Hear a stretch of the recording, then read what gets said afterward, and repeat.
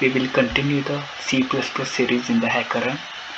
Today we will solve the next problem, that is for loop.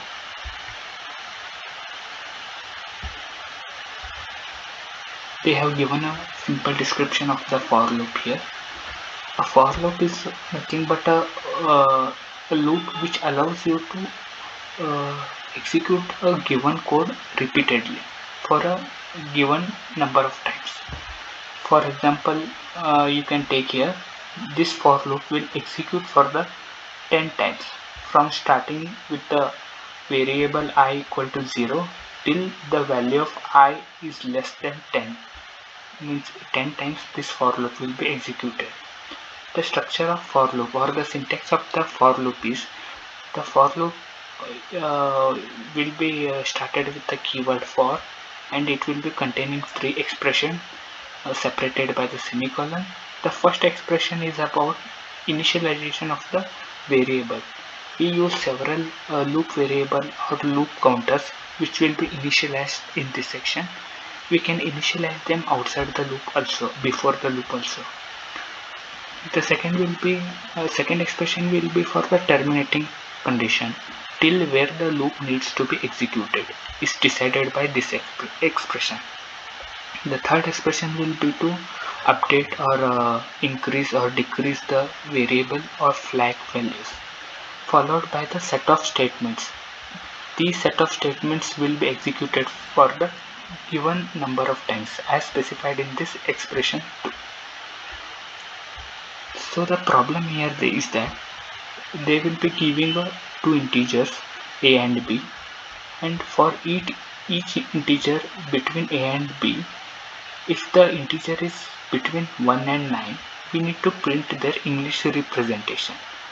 Else, if n is greater than 9, the number between a and b is greater than 9 and it is an even number, we just have to print even, or if it is odd, we just have to print odd.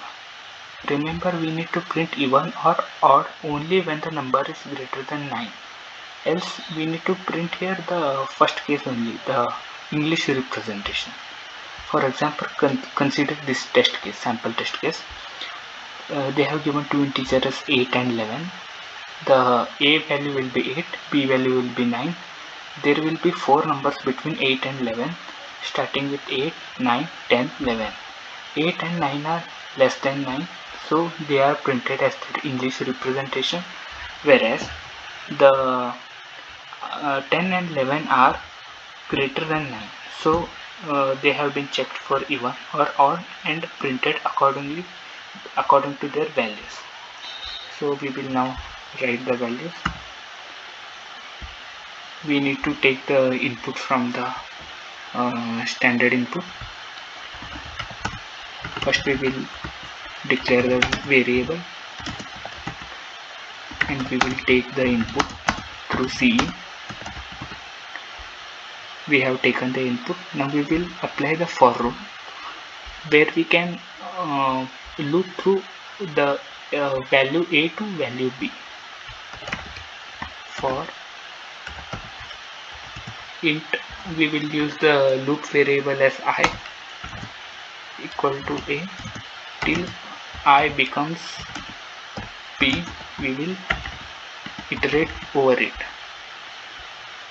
Now whenever we encounter I, we need to check whether it is between 1 and 9. We will do it here.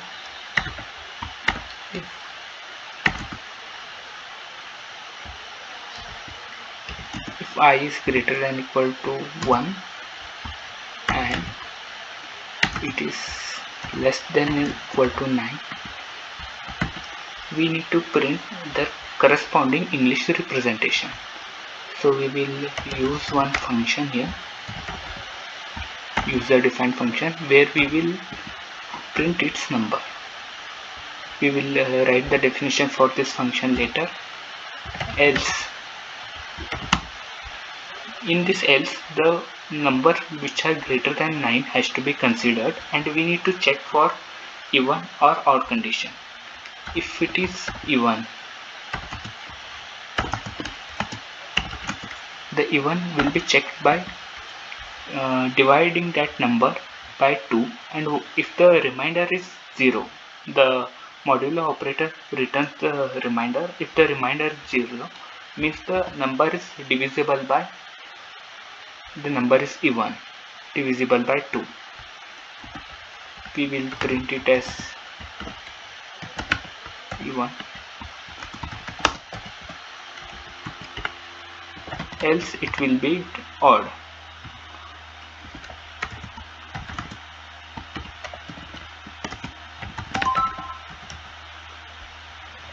So we can see here we have checked for the first condition. In the first condition we checked for if the number is greater than 1 and less than 9, in between 1 and 9. If it is so, we have printed that numbers English representation. We will do it now. Else we have checked for even or odd condition. Now we will write the definition for this print num function, user defined function.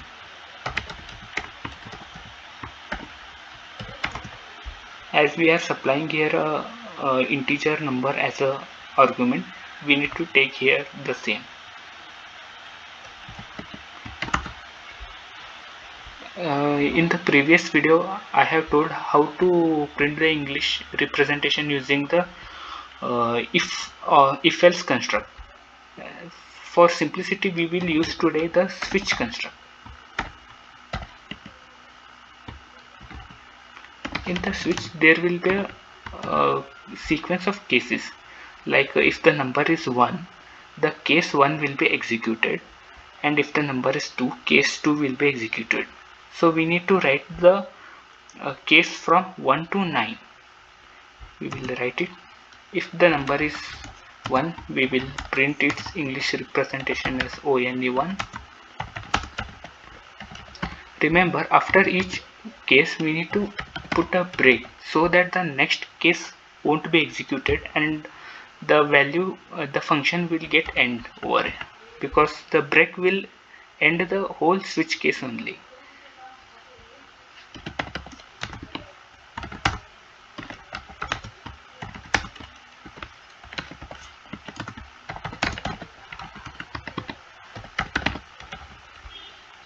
We will continue this for 9 times.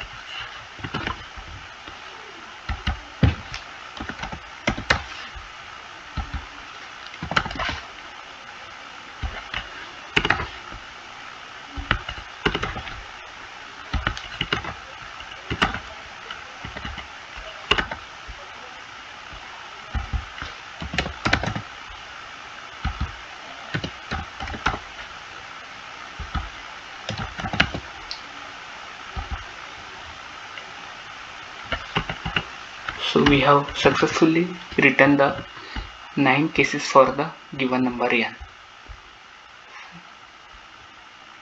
We will now execute this code.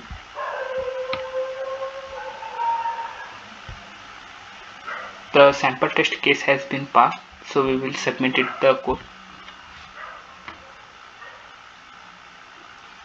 Yes, all the test cases have been passed, so the program is correct.